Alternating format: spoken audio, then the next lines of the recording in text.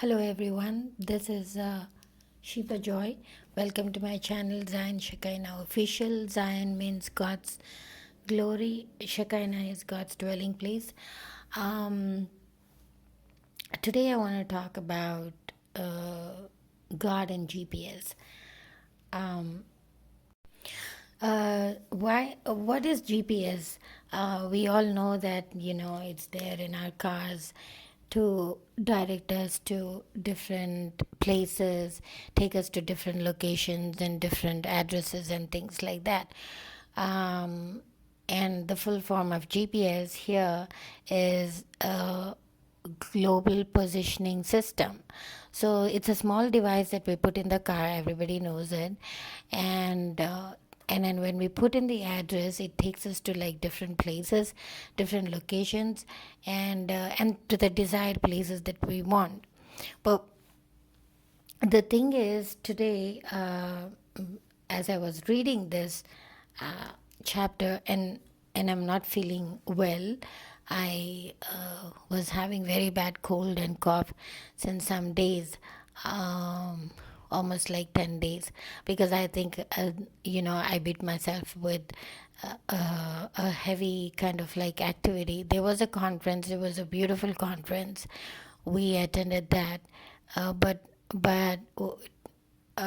we had to take a lot of pains because uh, we had to get up at 5 in the morning and then be ready by 6 and be out of the door by 6:15 so that we could get good seats. And then the conference was for the entire day.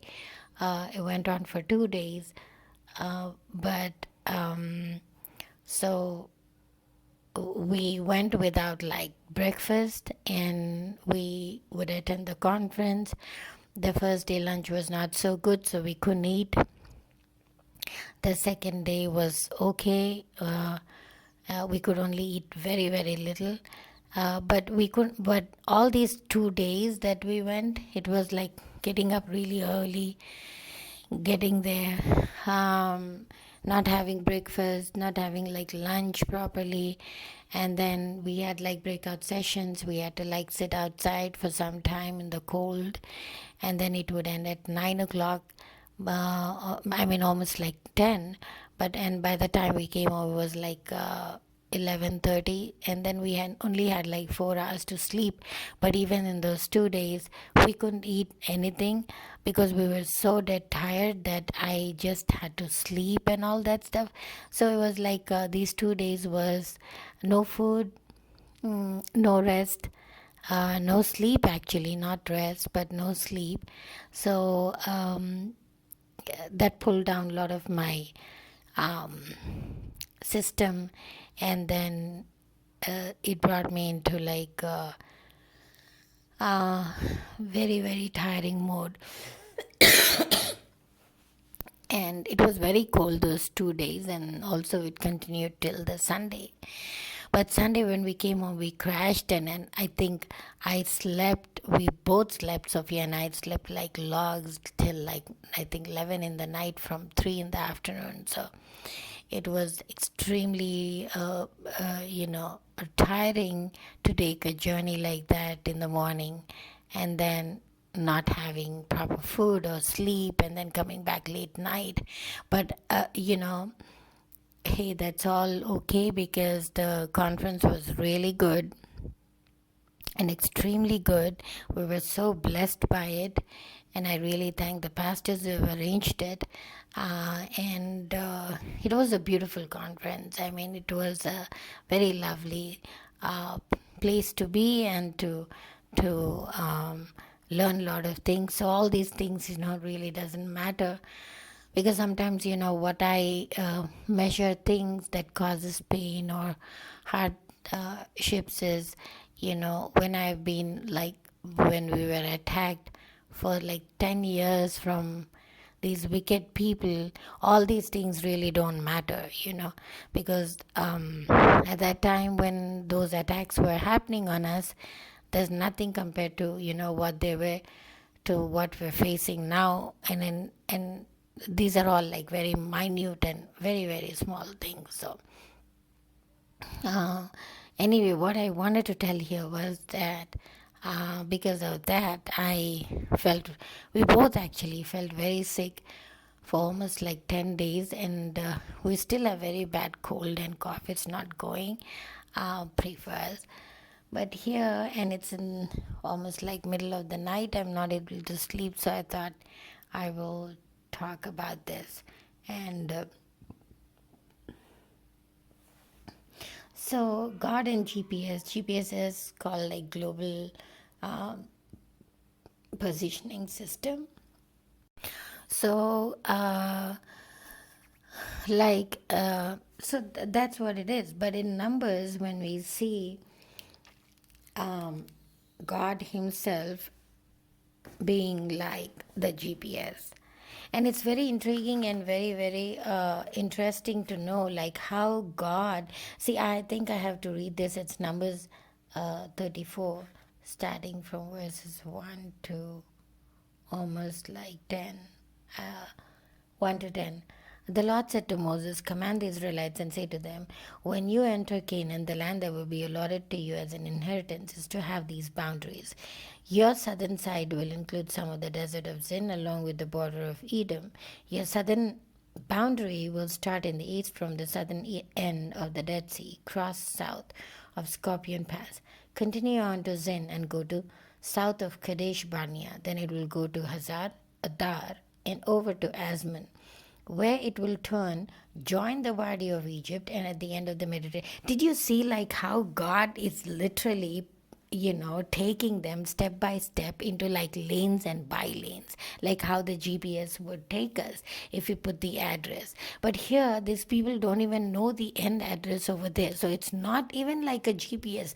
God's way of telling about things, and everything is in his control. So it is like way beyond our imagination how God could even like guide them, how God guided them into different places, into different lanes, giving them the names. Probably those people at that time, those Israelites, didn't even know those places existed, just leave alone Israelites who had come from Egypt to enter into those lands. It's not just them, but I think even the people who had been already living in Canaan, these people didn't even know the side boundaries or the southern, northern, eastern, western boundaries for them to understand, for them to know about these places. But God knew exactly what place or which lane or which territory or which boundary was surrounding a particular place at that time, at that place. So it's very beautiful when you read this, how he is actually guiding the Israelites, how he's telling Moses that all these places are to the north, to the south, to the east and west. Now if you see in Numbers 34:6, he talks about the western boundary. He says, your western boundary will be the coast of the Mediterranean Sea. This will be your boundary on the west. For your northern, now the northern side is talking about boundary, run a line from Mediterranean Sea. Did you see the connections that God is already like has made here to show them what is in between one point to the other point?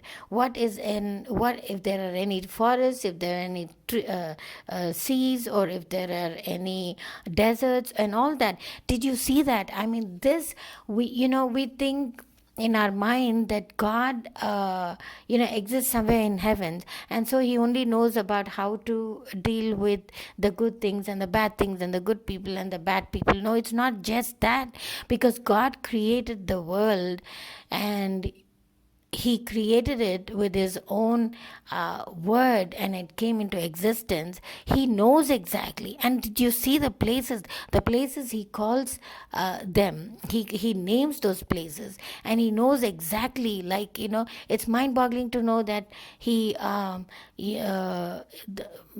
that all these things God was in command, all these things that God is in command. God has already known, he already knows about these things, and he knows exactly where these things are even placed in that regions. So it's very beautiful the way he gives directions, because this is like very very, very like wisdom and deep understanding of what God is and who He is and what He has done and what He is saying He will do and things like that. So, verse 7 it says, "For your northern boundary, run a line from the Mediterranean Sea to Mount Hor, and from Mount Hor to Lebo Hamath. Then the boundary will go to Zedad, continue to Ziphron, and end at Hazar Addar. This will be your boundary on the north."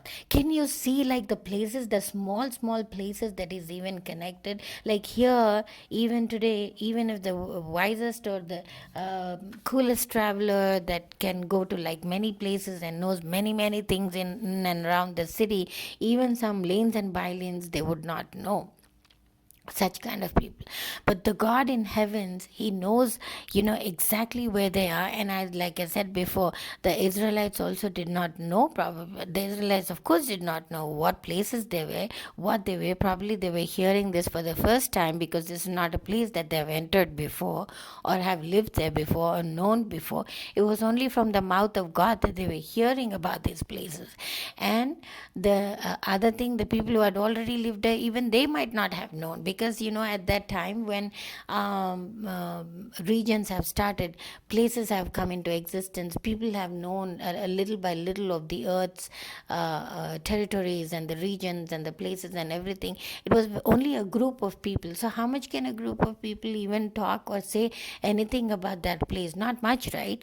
And when technology was not there, when we call now a GPS, systems are not there, when we know navigation systems are not there. So how do they even know what is across the border? But see, God in all His wisdom, that's why we say that God is wisdom. In all His wisdom, He spoke about these places, and He introduces them to the Israelites. And He even not just says that there is a place by name, but He also gives a demarcation, saying that there is a river there connecting from this place to that place. There is a desert there connecting from this place to that place. There is a river that connects from this place to that place. So when they are entering into that, they know that when a river from this point to that point is connected, they know that that place is called what the Lord has said, what the Lord mentioned, what God said about that, what God says its name is. So it is very, very beautiful to understand who God is when we think, in the outer space of what He is. But as we read the scriptures, it's like mind-boggling to know who God really is. And if we go on to think,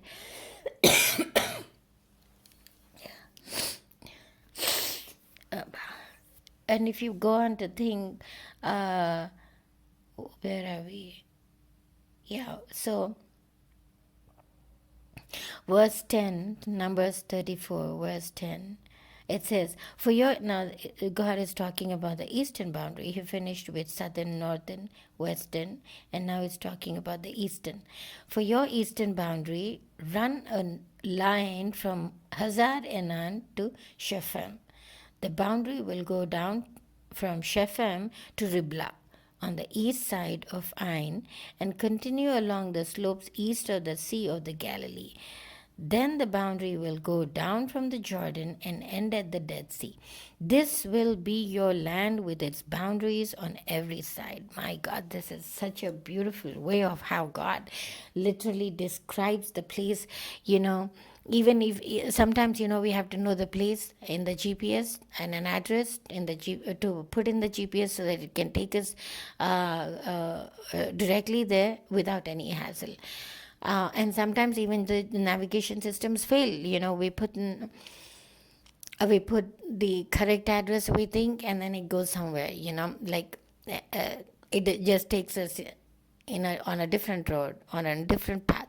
But see how God tells His people about where each river is, about how each line actually is connecting to one place, and how that place will lead into another place with the river in between, or a desert in between, or a narrow path in between, or or a slope in between, or the, so this is so beautiful to know that God has been, to the people, telling them what, the world's finest of the technologies, the GPS system wouldn't even be able to, tell. For example, if you tell the GPS system, if you think in your head that you want to go to another place that you don't even know, can the GPS trace that place? Can the GPS even take you to that place? No, you have to know the place, you have to know the address, and then you know the street and everything, and then you put in there, and then it takes you there. But see, here God in all his wisdom, how he talks about, going from northwest, east and west, north, south, east and west places, and how he connects them, and finally says, this is the land where you will be going, and this will be your land with its boundaries on every side. I mean, he has beautifully, beautifully named and given that place to Israelites, saying that this will be your land, this will be your inheritance, by the Jordan River, by the Red Sea, by the passing the Mediterranean Sea, and then passing so many plains there, passing so many plateaus, passing so many cities, and so many like what do you call, borders, and all those things. So as I was reading this, I was just like, God is not just the controller of good, bad, ugly, and all those things, but he just knows where exactly, because it says in the Bible that his mind, that his eyes wander on the earth, and he has created this earth to be beautiful. And because of sin, people polluted it. Because of sin, people really changed the structure of the earth, and the demographic appearance of it, and wars and bloodshed, and all those things, all the wicked things, when God actually said, be fruitful and multiply. But it did not happen with Adam and Eve, and from there sin started, and it started increasing more instead of being like less or diminishing. But it's not going to do, but now it's like it's going to increase even more until Jesus comes back. And that will be one of the reasons that he's going to come back, to restore everything back to his to the glory that he created it to be, for everything for his purpose and plan for mankind. So it is really beautiful to know, like, how God says about these places, and then instructs them to go along those ways, and how he, like, makes it so beautiful. I mean, he connects, it's not just he says go from here to another point, let's say from A to B, and then, and from A to B can be like, you go zigzag, you go in a plain path, or you go take a U-turn and go back, or you take a round, like a highway, or on, or over the bridge, or under the bridge, all those things. I mean, it's not, he tells everything bit by bit. He tells everything into such beautiful detail, what the line, how the line, what they are made of as they're going through that, what they can look for, what they will find there, like the places, like the deserts, like the plains and plateaus and everything. So it's just so wonderful to know the wisdom of God. And I really felt very comforted knowing that knowing that kind of God, knowing that He is my God, knowing that He is a God of wisdom. Sometimes, we get discouraged for many things. How can this be in our little mind? Which is nothing. I mean, it's very. It's very, how should I say? I think our mind is like the minutest of the minutest microbial organism, or maybe an atom, compared to the wisdom of God. So it is. When he said that to Moses, my mind, my perspective about God totally changed. My way of thinking about God totally changed. Yes, we face a lot of challenges which can overpower, empower those, ideas about God or about who He is in reality and all that. But I think,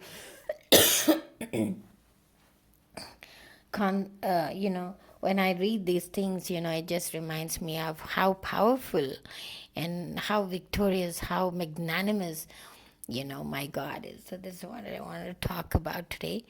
And thank you for listening.